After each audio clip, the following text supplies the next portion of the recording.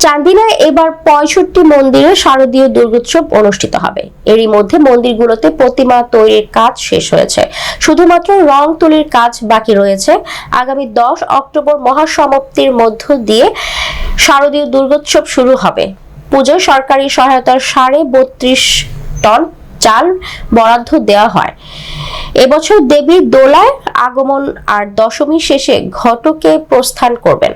উপজেলা প্রশাসন সূত্রে জানা যায়, চান্দিনা উপজেলার চান্দিনা পৌরসভায় ১২টি, সহিলপুর ইউনিয়নে ১টি, বরকৈট ইউনিয়নে ৩টি, বরকড়ি ইউনিয়নে ৪টি, এতাবপুর ইউনিয়নে ১টি, কেরনখাল ইউনিয়নে ৮টি, মাধইয়া ইউনিয়নে ২টি, মহিচার ইউনিয়নে ৭টি, মাইজখার ইউনিয়নে ১১টি, বারেরা ইউনিয়নে ৭টি, গোল্লাই ইউনিয়নে ৭টি, জোয়াক ইউনিয়নে ২টি মণ্ডপে পূজা অনুষ্ঠিত হবে। তবে এবার দোল্লাই, নোয়াবপুর ও বাতাঘাসী ইউনিয়নে কোনো পূজা মণ্ডপ নেই।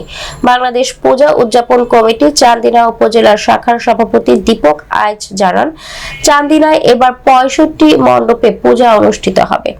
এর মধ্যে অধিক গুরুত্বপূর্ণ পূজা মণ্ডপ ৩০টি, গুরুত্বপূর্ণ ২৫টি, সাধারণ ১০টি, প্রতিমা তৈরি কারিগর ধারা ২৫টি, রেডিমেড প্রতিমা ৩২টি, স্থায়ী পূজা মণ্ডপ ৪৭টি, স্থায়ী প্রতিমা ৮টি, অস্থায়ী পূজা মণ্ডপ 18টি।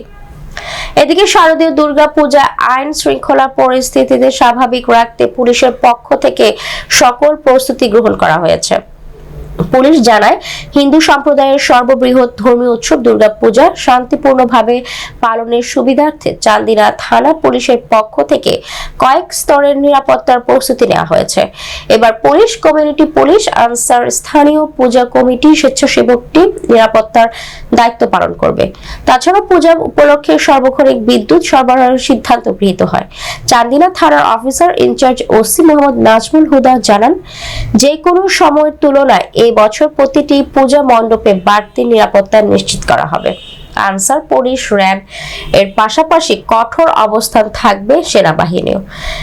এছাড়া সাদা পোশাকে অবস্থান নিবে আইন শৃঙ্খলা রক্ষাকারী বাহিনী। উপজেলা নির্বাহী অফিসার ইউএনও নাজিয়া হোসেন জানান, প্রশাসনের পাশাপাশি মণ্ডপ কর্তৃপক্ষ যেন আরো সজাগ দৃষ্টি রাখা সহ যে কোনো গুজব এড়িয়ে চলার পরামর্শ দেওয়া হয়েছে। এছাড়া পূজা মণ্ডপগুলোতে উচ্চ শব্দের সাউন্ড সিস্টেম ব্যবহার বন্ধ রাখার ও মণ্ডপস্থলে সিসি ক্যামেরা স্থাপনের আহ্বান জানানো হয়।